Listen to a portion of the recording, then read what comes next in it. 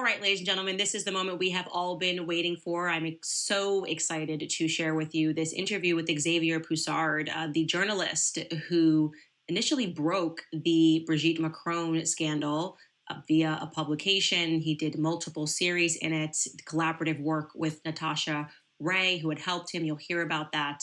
So much is leading up to this moment, obviously. So I just wanted to let you know when I sat down with him at the end of last year, never in a million years could I have imagined that Emmanuel Macron and Brigitte would be sending me a legal letter. I believe because they knew that this interview was going to be forthcoming and they did not want this series to happen. And in many ways, this series may not have happened had it not been for me digging my feet further into the ground simply because I believe in free speech and I believe in information and I believe that what is happening in France is evil. Xavier Poussard has never before this moment appeared on camera. He has been remarkably private about his work. He has dedicated years of his life, has dealt with the brunt of what I would describe as a totalitarian government in France coming after him and his family. He has uprooted his family and had to move to Italy to make sure that they were safe and make sure that they were protected. And of course, he is not the only one. But this interview is a culmination of a year worth of work, really a year last year where I read just the tip of the iceberg and recognized that this was an explosive story. And then when Xavier Poussard and I initially sat down and we just showed a picture of him, YouTube moved to take the interview entirely off and essentially said that we weren't allowed to discuss cults or imply anything about cults, but we felt that they had perhaps been contacted by someone with a lot of power. Well, this time, what we've done as a response is we built an entire website where we can put interviews like this up without the fear of having them taken down. And of course, that's at CandaceOwens.com. Just to let you guys know, when he and I were sitting down, I was still trying to comprehend elements of the story. So you may hear me ask questions as the viewers would ask questions, trying to understand exactly what it was that he was suggesting. That's why we felt that making this a series so that you guys could at least have the backing of the first 6 episodes to comprehend what he is saying, which I think most of you do now, was so important to us, so important to the team. We have put so much work into this, and I am just truly humble in all of this, grateful to Xavier Poussard, Natasha Ray, and all of the journalists who have braved the French government, really, and the evil of the French government to bring us to this moment. So without further ado, here is Xavier Poussard. Xavier, I really don't even know where to begin here. I already feel like this is going to be the biggest story of the year, and we're only in January. And so I think just for my audiences and everybody worldwide, just tell us how you got involved in the Brigitte Macron, Emmanuel Macron story, what your background is, and what piqued your interest. Alors, je me suis intéressé à Brigitte Macron, tout simplement parce que je fais des portraits de presse. So I got into this subject because I'm interested in press portraits, and that means I specialize in unauthorized press portraits, the sort of things that people might not want somebody to say about them. But I do so with a conscience, and I do so as accurately as possible.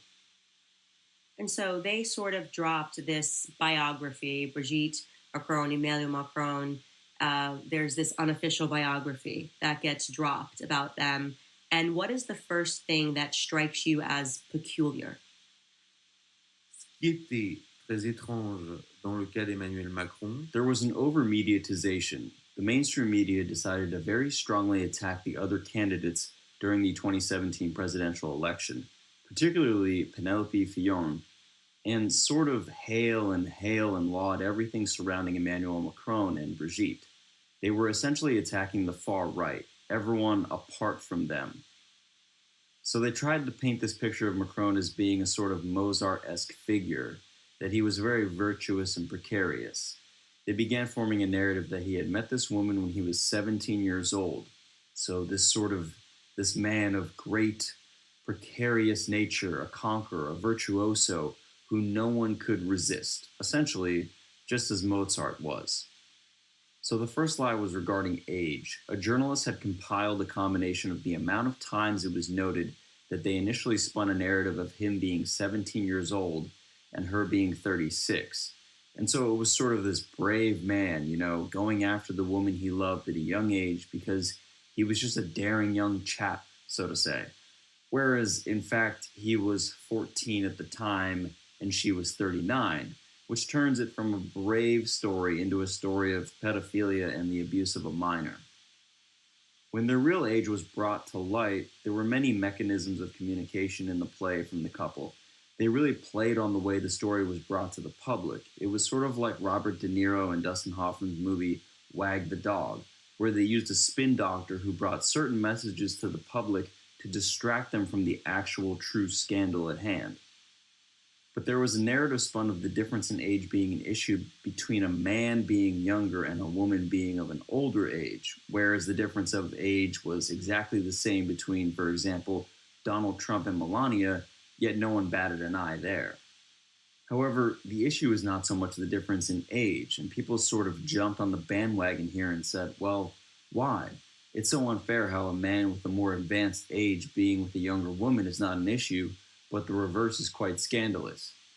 But that is not the issue here. It's an issue of the age of Macron at the time when he was 14. So this is clearly the abuse of a minor rather than just having a salacious story of a difference between the age of a man and a woman. So essentially what you're saying is the media tried to do the modern feminist spin on this. Somebody got involved and said, we'll take the feminist angle, the sexist angle, the misogynist angle, the ageist angle, and say, you only notice this because it's an older woman, and why is that a problematic if it's okay for Donald Trump to be dating Melania? It's actually a very smart way to try to spin it, but you're going, no. This is not about the age gap between, because it's a man or a woman.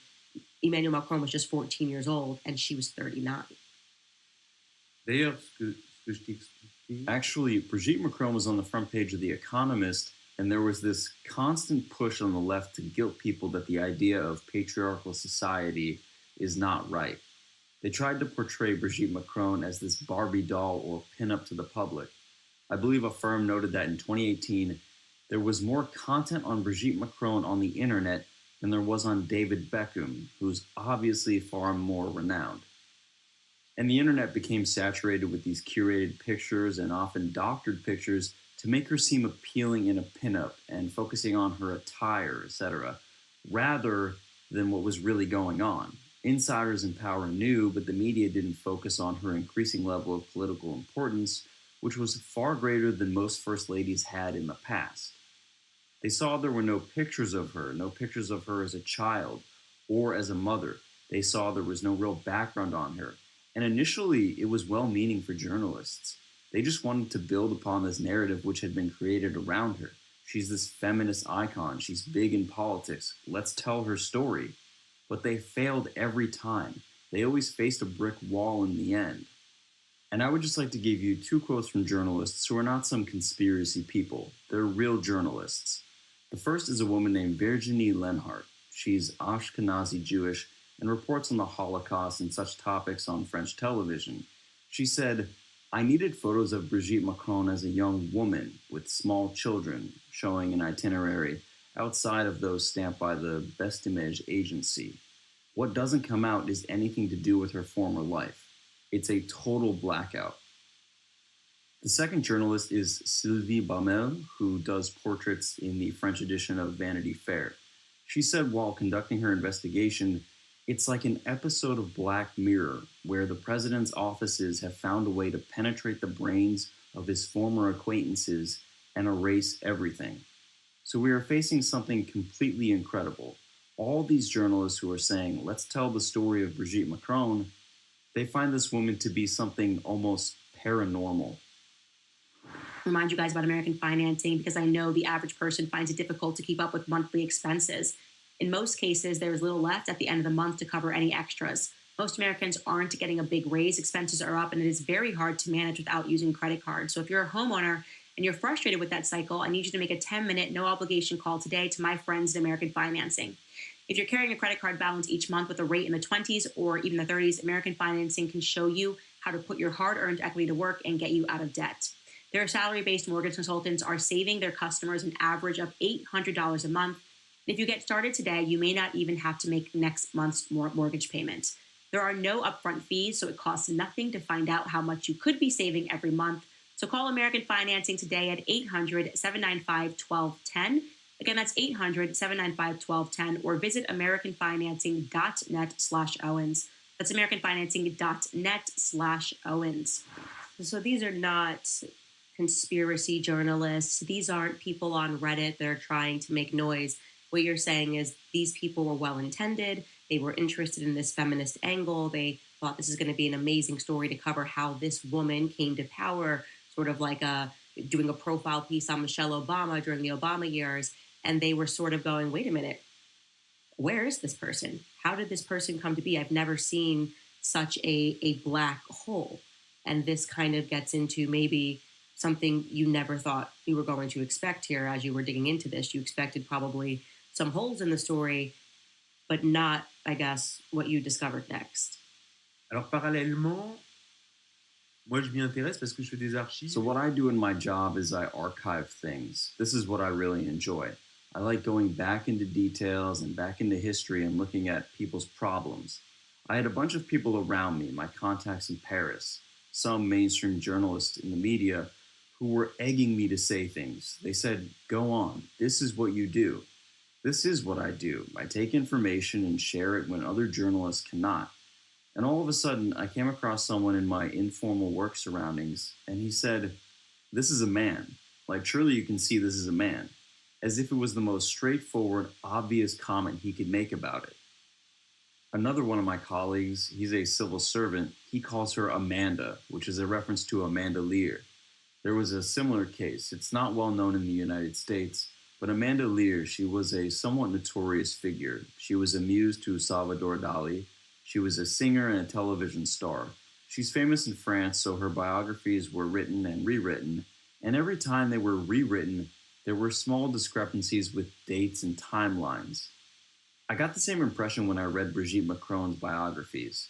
For example, the death of a sister in 1960, but we'd later learn it was 1961. Then the death of a niece the following year, but then when we would go dig for the information, we'd discover actually, in fact, she died in 1966. Then she says, I bought my house. We bought our house in the Le Touquet in 1950. We'd then go dig, it was actually 1957. And each time, like that, the story is modified. So in fact, we say to ourselves, what is this thing? There was this element of creating complexity and confusion in order to essentially hide the elephant in the room. Going back to Amanda Lear was born Alain Tappé. He is very well known today. In fact, she was unmasked because at one time in her life, she called herself Peggy from Oslo, and she was actually Mick Jagger's drug dealer. So we are still experiencing these very borderline behaviors.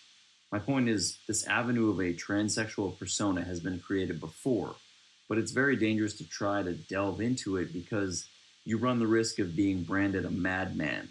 Who is this man claiming this absurdity? Is he crazy? So I was facing that risk. I started talking to my broader network. I started going to everyone I knew, trying to figure out what was going on, because I knew there was a story here, and I wanted to deepen myself within the story. But the French, all in all, don't realize what's going on. It's not really on their radar. They're not quite aware as to how big this is. All of a sudden, I get a number from this girl called Natasha Ray. She's just a normal citizen, not a journalist. She claims to be able to prove Brigitte Macron is a man. So we begin to exchange ideas and work together for a month. And is this the moment when you were first introduced to, I guess, the name, the person, Jean-Michel Trogneux? Because prior to, there were essentially just no pictures of Brigitte Macron for 30 plus years of his or her life. And was it Natasha that first brought forth the name to you, Jean-Michel Trogneux? Alors, c'est quelque chose d'intéressant. So this is something interesting. I had identified this name in the archives of documents found in the commercial courts. I ordered a lot of documents from the commercial courts called the INPI to trace companies. I was interested in the Trogneux, and I saw this name appear which did not appear in the biographies. I realized that Emmanuel Macron wasn't really selling well to the public as a persona. He was in managerial positions and in hedge funds, and the public wasn't really gripped by this. When they decided to create a presidential candidate, they tried to focus more on the background of Brigitte Macron's family, the Trogneux family, who are a family of chocolatiers from Amiens, France, since it is a family which is rooted in the real country, in the real economy. That is to say, they are not bankers at Rothschilds. They don't do mergers and acquisitions. They make chocolates. They were even compared to the Kennedys in the French press. At that moment, we said to ourselves, why is there this insistence on each brother, each sister, each niece, etc., except one, Jean-Michel Trogneux? Jean-Michel was erased, and Natasha told me that a family photo, which was supposed to have Brigitte on her mother's lap, had been shown to the press, and she told me, but look closely at the little boy. This is Jean-Michel Trogneux. By process of elimination, it is Jean-Michel Trogneux, and this hidden brother, if you look closely, is actually Brigitte Macron. She was fully convinced, and I thought, it's very disturbing. It's worth cross-checking. So in America, there's an expression, we say the dog that doesn't bark, right? So what's quite interesting is this is the dog that's not barking. There's all of this information about all the family members, and you recognize that there's no information about this family member. And that photograph that we saw of their family in Amiens, I remember the first time that I saw that photo because that's actually what got me involved in the case.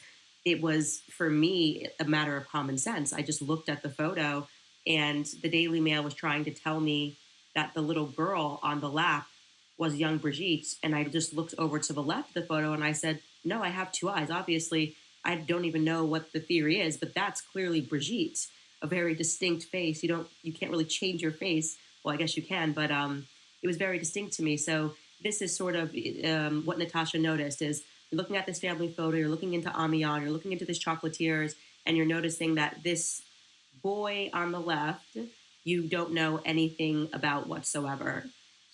What happens next? Alors, moi je me dis dans mon journal. In an article, I stated that, this is a legitimate question. It's one worth posing. Why is Brigitte hiding parts of her past? And why is there such an unwillingness to speak about Jean-Michel? What really prompted me to pursue this question was when Natasha and I started speaking about this, they detained her on order of a cousin of Brigitte Macron. Natasha would develop an in-depth thesis on how Brigitte Macron is Jean-Michel Trogneux and who Brigitte's children actually belong to. We then realized further that one of the cousins was trying to set us up by giving us details which weren't quite accurate, essentially sending us down the wrong avenues. They tried manipulating Natasha, myself, since I relied on this thesis for information, and another reporter as well, into pursuing these false leads, perhaps on order from the Élysée and the government itself. Okay, so that's fascinating because, and this was also something that, again, I always tell my listeners, just common sense, right? So I'm just thinking, I'm the First Lady of France, I'm Candace. If somebody comes to me and says, hey, your brother doesn't exist or your sister doesn't exist, I'm going to take an opportunity to do a press conference. I'm going to stand next to my brother and I'm going to say, conspiracy theories are harmful, let's put this to bed. I wouldn't contact the French equivalent to the Secret Service and have them detain a journalist that's working on a story. That instantly flags me as very odd. So you're saying in addition to this, they're also giving you misinformation, ironically, and trying to get you to arrive at the wrong conclusion. So you've got intimidation and you have misinformation, and all you're doing at this point is researching. You haven't even arrived at any conclusions, but that's probably making you feel like, what's going on here? Alors, on sentait. We realized there was a problem here since the power we were facing was becoming quite fidgety and nervous. So when Natasha brought out her thesis, she wanted to publish it quickly. I was reserved as I still only believed it was just a hypothesis that needed more. Well, the Élysée, they followed up on it, but instead of attacking the core subject, they were attacking little details. She was convicted of defamation, but it's hard for the public to understand this, as I was never convicted of anything, and she's only convicted by small details which aren't important to the meat of her argument. Once the story broke in 2021 and it was brought to light, Russia covered it, China covered it. They could have so easily at this point debunked it, showed 3 family photos, but they didn't. They could have even done so with a fake or troll account, had one with 80 plus people that could have said, no, listen, I'm so and so's cousin, and here is a picture, just to debunk the whole story. But they didn't, whereas they had done so in the past. When figures like Bolsonaro had been attacking her appearance, certain family members had come out and had spoken against that. But when it actually came to these rather large allegations, nothing was ever rebutted by the family. The Élysée just kept trying to tear apart the story, but only in the details rather than the substance. Natasha Ray, an ordinary citizen, had allowed everyone to discover a state secret.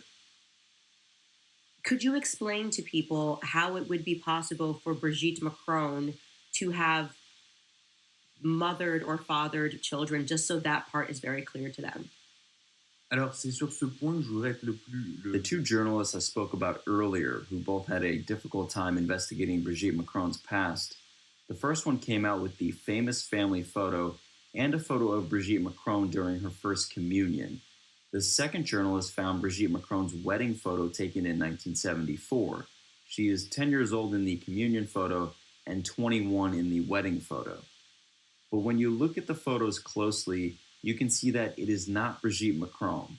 At that time, Natasha Ray's thesis was that they had given a photo of Tiffaine, Brigitte Macron's daughter, as the communicant, and the wedding photo was Laurence, Tiffaine's sister, getting married.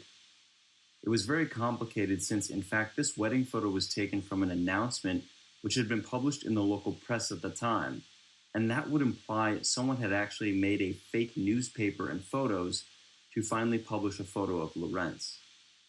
All this was very vague, and with the media coverage of Natasha Ray's thesis going on at the same time, the Élysée finally had to admit that Jean-Michel Trogneux existed by showing a person who was present at the inauguration of Emmanuel Macron. We have been told he's this little chubby man. When we saw this, we couldn't believe that the boy in the family photo had grown into this man. So at this point, they had to admit that this Jean-Michel Trogneux character was real, and essentially what you're referring to, which I did see this, they are then trying to establish almost a new legacy. They're trying to keep up with all of the questions, and they did present this photo, which again, I had not read the backstory, but I looked at that, what was clearly too modern of a photo to be Brigitte, and I looked at it and I said, wait, this is her daughter, Tiffaine. This looks like Tiffaine. And they sort of just like recolorized it into black and white, which was quite strange. Alors, moi à ce I moment-là... continued to ask questions and continued to publish stories of the boy and this character, the little chubby man. But at this point, I didn't wish to get involved in what the viewer was thinking. So I didn't want to form an opinion, and instead I just kept sharing the information I was given through Natasha. But I didn't form my own stance on the matter. I just wanted to relay Natasha's thesis in a way which would be ironclad and unassailable by someone.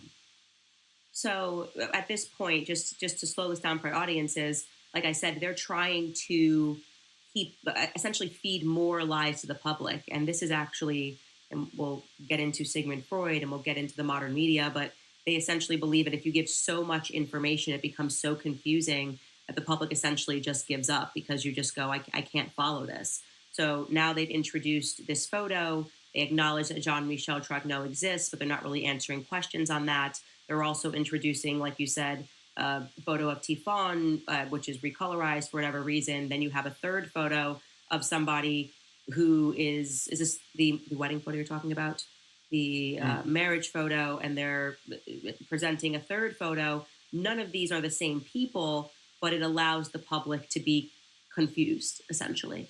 Voilà, il y avait une confusion, mais There was still a lot of confusion at this time. My investigation was just called The Mystery of Brigitte Macron, and I would publish small pieces of evidence and let the public decide for themselves. Then, a file was published in December 2021 and later in June 2022 by a journalist named Emmanuelle Alisson. She spent most of her career with Le Monde in their weekly newspaper, which is the equivalent in France of the New York Times. She's a leftist and a 50-something-year-old mainstream media woman but curious and sincere about looking into Brigitte Macron. So she starts following the story and considers these articles to be sexist attacks upon Brigitte Macron. But she does see that there's some other deeper underlying issue here. She starts following Natasha Ray and relaying the stories, and although I knew that these stories would then be relayed in a very fake news fashion, to where the doors would be open onto her, which might not be open onto me in the same way, since I was sort of a more problematic figure in terms of the mainstream media, I ultimately felt that she would be someone that they would actually give information to, given her background as a mainstream media journalist and her approach. I then decided to go back to the archives, more specifically departmental archives, and find all the class lists. So I found the class lists of Brigitte Trogneux, and then I found the class lists for Jean-Michel Trogneux, which were about 100 people each. I then listed them, filed them, and started to contact each one of them in order to get their accounts to see where that would lead, and relayed this to Emmanuel Alisson. In the archives, I could see that Brigitte Trogneux was there because, in contrast, Natasha thought that she, the real sister of Jean-Michel Trogneux, never actually existed, but I found out she did because she was on these lists. However, we couldn't quite figure out who Brigitte Macron was. Was she a Trogneux? Was Jean-Michel, the chubby guy we mentioned earlier, actually Brigitte Macron? We just couldn't quite place her exactly, but we knew she had existed. I found it quite complicated because I was dealing with people from Brigitte Macron's generation who were 70 to 80 years old, and I was in Italy at the time, calling them using WhatsApp, trying to get pictures, but it was hard for the men to remember much about Jean-Michel Trogneux. However, the one common thread was that many of the women, specifically the women who were supposedly in Brigitte Trogneux's class, would say, "We cannot remember her, we don't recognize her from the photos, we can't quite place her," and this phenomena kept coming up over and over again. And on top of this, I made sure to record everything so that nothing could be held against me legally down the line. Fascinating. So you're going through the class lists and you're coming across the name Brigitte Trogneux, but when you actually speak to the classmates, they have no recollection of a Brigitte Trogneux. Et moi, je me disais, bon, à ce moment-là, on est In June 2023, I was thinking, this is all too weird. I still didn't, after all my research, have a single confirmed photo of Brigitte Trogneux or Jean-Michel Trogneux at this point. The journalist from Le Monde, who had signed a contract stipulating she would have to incorporate the words fake news into her title, she decided to go to Amiens to meet people, so I gave her a short list of 5 people to interview. So from the 100 people that I had accumulated for each class, I shortlisted them to 5 for Brigitte and 5 for Jean-Michel.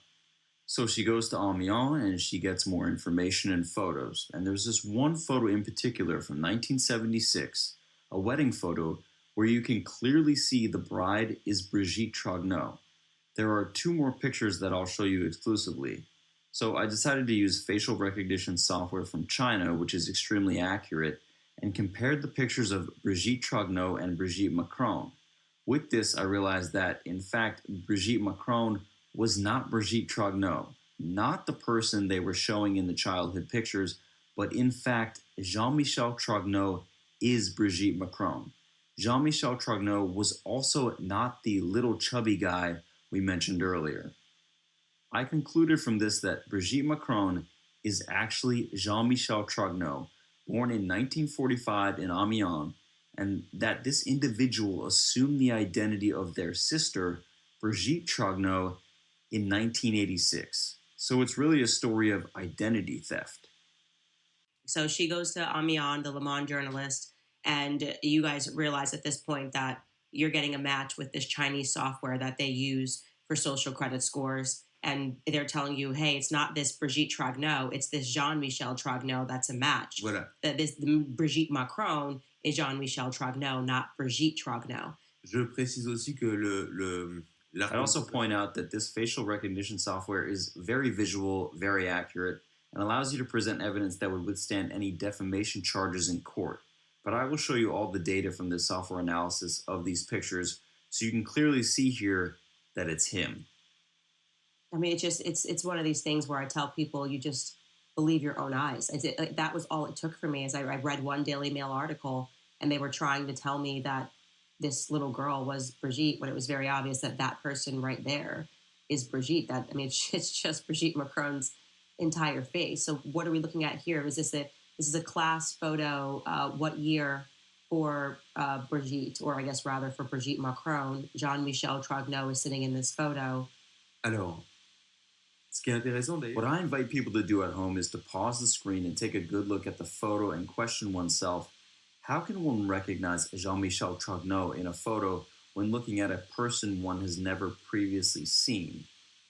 I consider it an interesting question how he's so easy to recognize in this photo. It's because he leaves quite an impression on you. In the second photo, it's the same effect as the first one, where the similarity is so flagrant that I even questioned myself whether there might be some sort of setup. Was this picture provided by a close contact of the Trogneux? I questioned whether they were just manipulating me and the other journalists again. So in order to have certainty about my findings and to see if every institution was being manipulated, I went to the Jesuit archives to obtain the class photo for Jean-Michel Trogneux.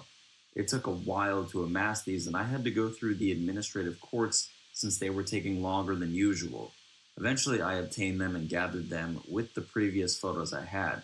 I realized I now had obtained pictures of an even better quality, where the facial recognition doesn't leave much to the imagination. From this cross-reference, it was even more evident that Jean-Michel Trogneux is Brigitte Macron. Sorry, what is the source of that photo on the left? That's the photo from when Brigitte was a teacher, yes? yes, A drama teacher? it is a drama teacher. C'est Brigitte quand elle a rencontré Emmanuel Macron.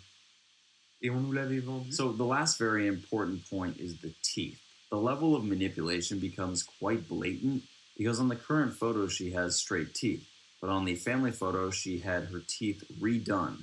The photo was reworked to achieve this. You can see this when comparing the old class photos to the family photo. What they were doing was painting a picture of her as being a mix between Claudia Schiffer and Robin Williams in Dead Poet Society as this pinup. They even enhanced her eye, straightened her teeth, and in general reworked the photo to make her appear more beautiful. It's truly vicious that this lie is shown to the public and just how far they went to manipulate the public. And it's interesting because it's not the only time that they have manipulated the photo, which you were showing me offline, but even that original photo that they gave to the public, which I had never noticed before until you pulled it up. But in that original family Amiens photo, you see that there's a lampshade in the back, and then the lampshade completely disappears. And this photo was only entered into the public from Brigitte's family themselves. So this is not like a journalist manipulated this. This means that they are intentionally manipulating photos from Jean-Michel Trogneux's childhood. Oui, alors, ça c'est un épisode qui est aussi... What I find fascinating about doing this research was initially I felt I wasn't even taking much risk because it was just so flagrant. Put simply, the case stinks. There's something here that smells fishy. Even in the family photo, the viewer's eye is drawn to Brigitte Trogneux since we are told that Brigitte Trogneux is Brigitte Macron. She's the little girl on the mother's lap. And then there is this little boy there. Look closely at this little boy. It's the same Brigitte Macron we know from facial recognition. When you look at the photo, they modified the lampshade. Initially, the press showed a picture with the lampshade. Then they showed the picture without the lampshade in order to not draw attention to the boy. And then they removed the boy altogether. They also published the communicant photo and said it was Brigitte Macron, so the propaganda here is so blatant. All this communication was led by a woman, an ex-nightclub owner named Michelle Marchand, also known as Mimi, who is linked to the French deep state and intelligence. In France, they even refer to her as the Pope of the French press.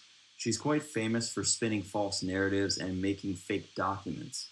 For example, she tarnished the reputation of a businessman named Omar Faouche by having false Interpol profiles created in his name and distributed in Parisian newsrooms, destroying his reputation by making it appear that he was wanted by police. She can easily make narratives to either sully or glorify someone. She plays a disproportionate role in controlling the image of Brigitte and Emmanuel Macron. In 2018, a bombshell report came out that stated she covered up a sentence for the son of an aristocrat named Marc Ladurée du Le Charrier for a count of distributing child pornography online. When the Macrons wanted to get rid of Mimi, she blackmailed them by revealing, in a secret way, the transsexual narrative surrounding Brigitte Macron. She revealed that Brigitte was operated on by two men at an American-style hospital in Neuilly in 2019. One of the surgeons references a quote by Victor Hugo which says, "A woman's skin is the perfect tool and the perfect material to work with." However, it turns out that this quote by Victor Hugo is the motto of the other surgeon named Patrick Bouy. Patrick Bouy is someone who specializes in feminizing male traits. So Michel Marchand essentially made these two surgeons come out and reveal their story as to how they operated on Brigitte Macron. What's even more impressive is that the Legion of Honor Award, the most prestigious award anyone can receive in France, was granted to Patrick Bouy by Brigitte Macron. And in fact, there's a picture of her giving him this award, even though the Élysée never officially had this on their agenda.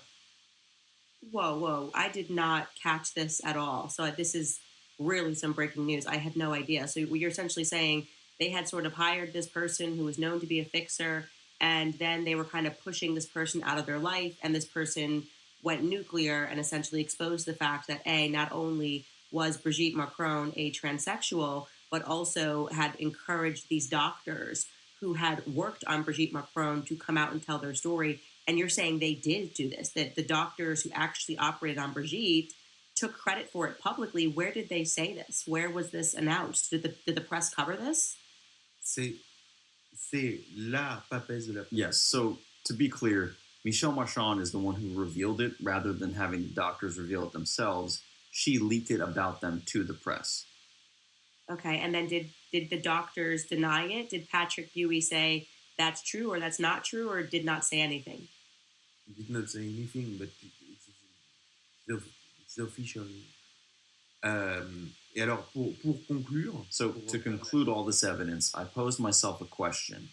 If Brigitte is in fact Jean-Michel Trogneux, she must have at some point joined the army because there was a compulsory service in France at the time.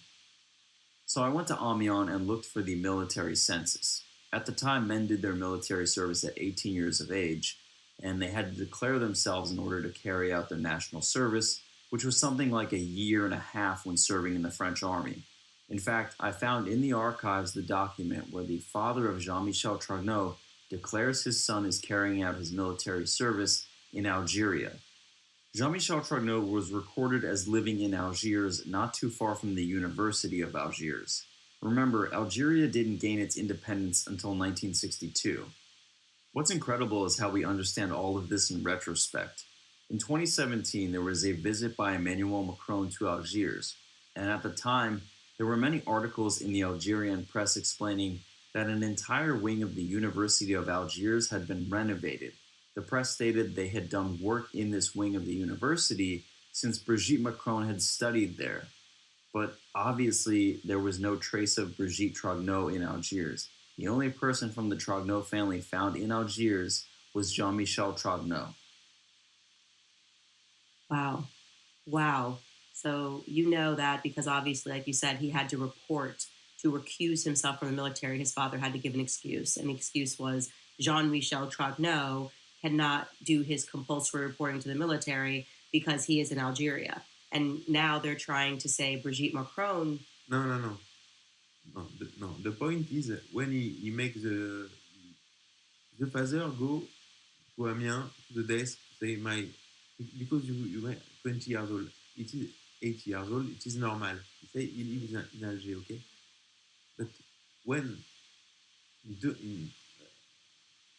years later, Macron come and Algerian authorities say, okay, we are rebuilding the university because Brigitte Macron studied in this university in Alger. Yeah, but I understand. Who was in Alger? Yes, it was Jean-Michel Trogneux. It was Jean-Michel. Yeah, I understand.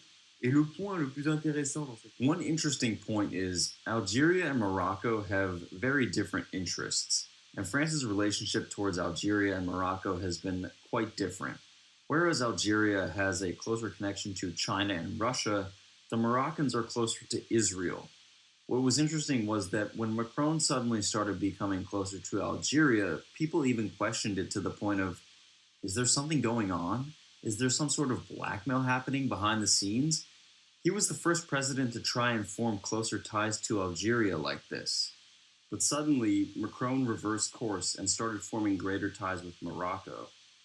When I published information on Brigitte and Jean-Michel Trogneux, I read an article in the La Nouvelle République d'Alger, which is essentially the equivalent of the Washington Post in Algeria, and who have ties to Algerian intelligence. They stated Macron started moving closer to Morocco due to Morocco blackmailing him using Israeli spy software called Pegasus. So when Morocco forced Macron's hand to increase ties with them, this paper in Algeria actually said that Macron is, quote, a cocaine-addicted president and psychopath under the influence of his, quote, wife, Jean-Michel Trogneux, who leads France without ever having been elected. So to conclude with a little exclusivity, the Ministry of Armed Forces in France did not want to give us military files for Jean-Michel Trogneux, saying that he was protected by a medical note which dated to 1981. So the Ministry of the Armed Forces in France refused to issue the military file of Jean-Michel Trogneux. But by following this trail, we were able to discover other documents. At the time, the father obtains a deferral from military service because his son is training in Paris, and this training is the same. We asked the same information from the Jesuits for the photos and directory of Jean-Michel Trogneux. After a year and a half of procedures, they finally gave us a photo. It's Jean-Michel Trogneux at 18 years old. There's no room for doubt. We have the directory, we have the list which certifies that it is indeed the same individual. And so there we see Jean-Michel Trogneux, and when we compare him, it's very striking since we actually see distinctive signs which aren't misleading, notably below the mouth and this thing here, which looks like a mole or a pimple. To sum things up, when you are able to control the media, when you're able to dictate the media and have them go your way, one could create from this picture a sort of Claudia Schiffer pinup who met Emmanuel Macron when he was 14. I believe in the future, producers and film executives will have a field day recreating this interesting story. I mean, this is just incredible. I would venture to say that in France right now, a deranged homosexual is running the country with his child victim, which is to say a child that he statutorily raped. I mean, legally, what happened in the best conclusion would be that Emmanuel Macron was statutorily raped. And then he married the person who statutorily raped him, and that individual is now running the country. So I'm going to ask you some pointed questions here at the end because I want to make sure that we clarify a couple of things for the audience. Is it your view, and it's fine if you don't have a view on this, that Jean-Michel Trogneux fathered children before he transitioned to Brigitte? Alors, sur la question de la vie de Jean-Michel. So on the question of Jean-Michel Trogneux's life, for the moment, it's a dotted one. We know that Brigitte Macron was born Jean-Michel Trogneux on February 11th, 1945, and that she lived under this identity at least until 1963. Then there are two children who were declared by Jean-Michel Trogneux, one named Jean-Jacques Trogneux and the other Valérie. This raises questions of, would this potentially be Brigitte Macron's son? Well, this Jean-Jacques Trogneux looks like a spitting image of Emmanuel Macron. What's all that about? Do you then have any opinion or view or lead on who was the mother then of Jean-Jacques and Valérie? Yes, it's a woman. I know that much. C'est une femme qui s'appelle Véronique Dreux. It's a woman named Véronique Dreux. She's a retired woman who was remarried to an important aristocrat from Amiens and undoubtedly raised the children of Jean-Michel Trogneux.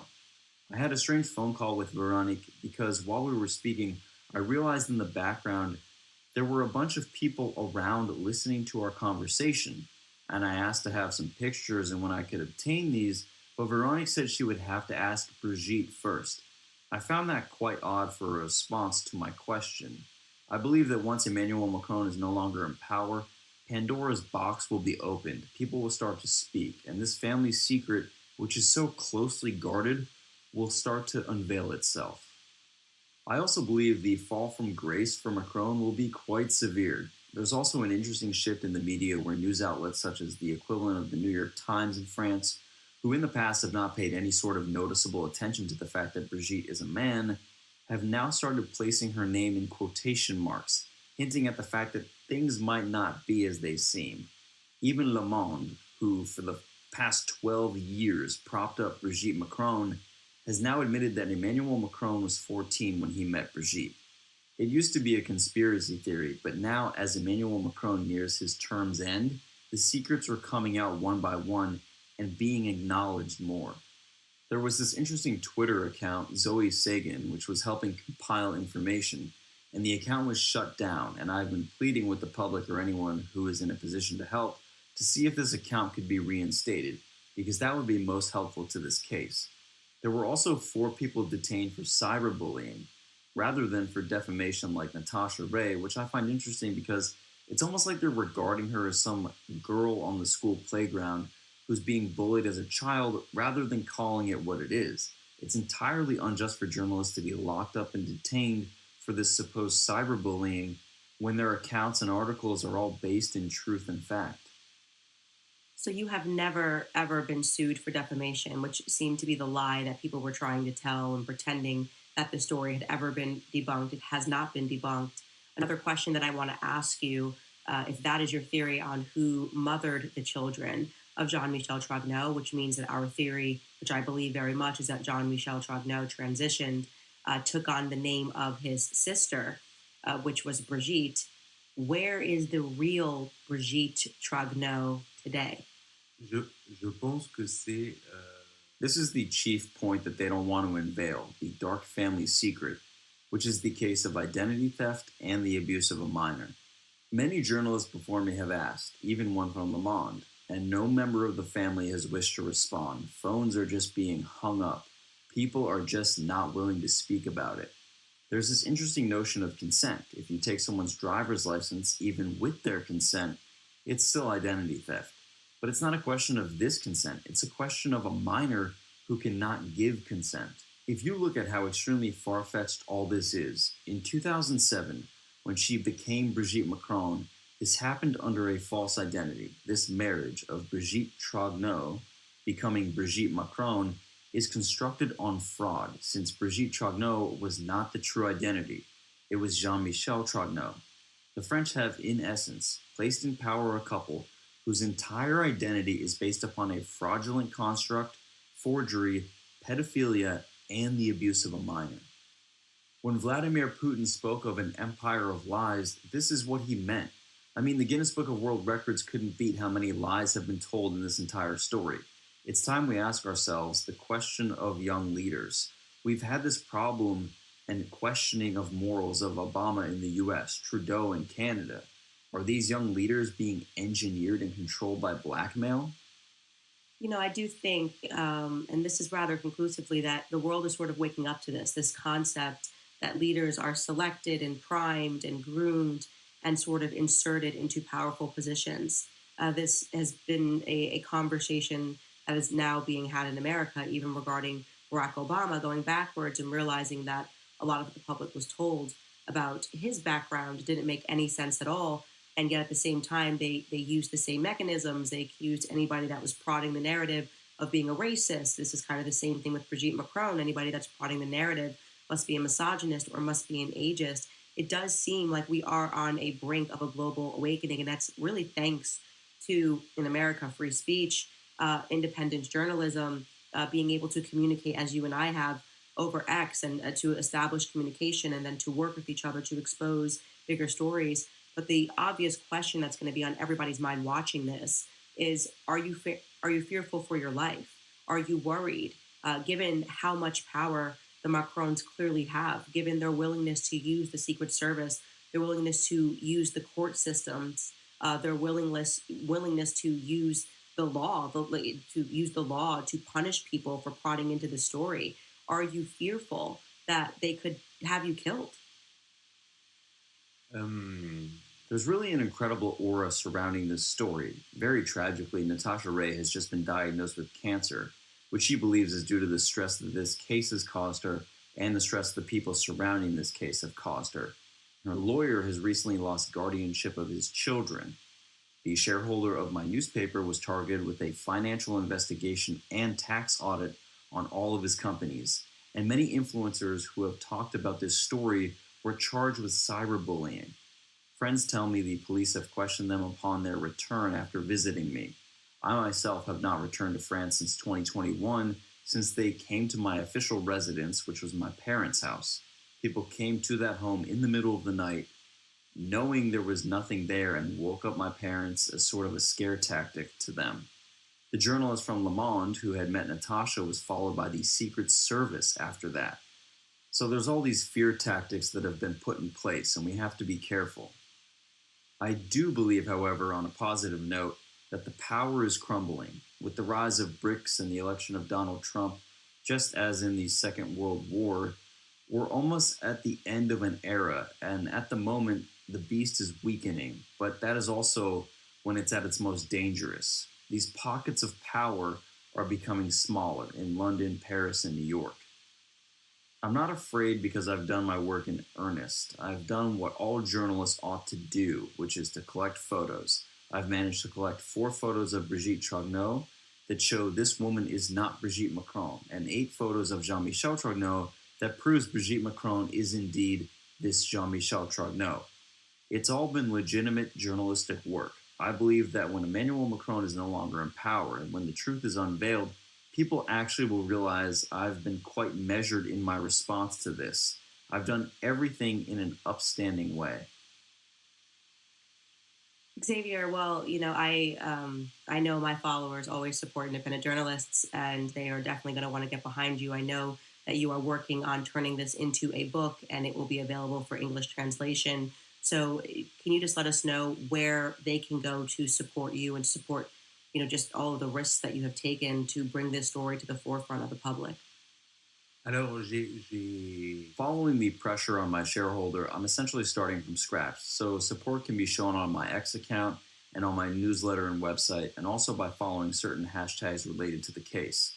Because this investigation is a cold case, an enigma, it really reads like a detective novel that's so far-fetched that one might at some point think the writer had taken acid. Even just the retouching of the teeth in the photos is beyond believable. But one day there will be a movie about this topic because it's as if the French people have been living in a fictional story. It'll be like someone waking up from a collective hypnosis. Do you see now? Do you still think Brigitte is really a woman? I recently saw Emmanuel Macron on TF1, a French news channel, and he said this investigation into his past is like the worst nightmare in his tenure as president of France. And since then, his support numbers have dwindled. I get the impression that his power is waning due to his lies, and that the future does not look bright for Emmanuel Macron. Well, what I can tell you guys back home is that this is really just the tip of the iceberg. I know that I have more than piqued your interest. So much that is happening here. I agree, we are all awakening from a collective hypnosis, and we must support the independent journalists that are standing up to the state all over the world globally. There seems to be an awakening happening. Xavier Poussard is one of these tremendous journalists, really has sacrificed so much of his personal life as well as the other people who contributed to this amazing story. We will link all of that below, all of the places that you can support his work financially. Buying the book is just a small act that you can do, which allows him to continue to look into the story. I think a year from now, most of the world will be awakened to the fact that what I said 1 year ago is true. I believe that Emmanuel Macron is a homosexual man that was groomed from his youth. I believe the individual who groomed him is now his wife. I believe that his wife was born Jean-Michel Trogneux and transitioned in his early 30s. And I believe that the entire state is colluding to protect that secret. And like I said, I would stake my entire professional career on all of those points, guys. We'll see you next time.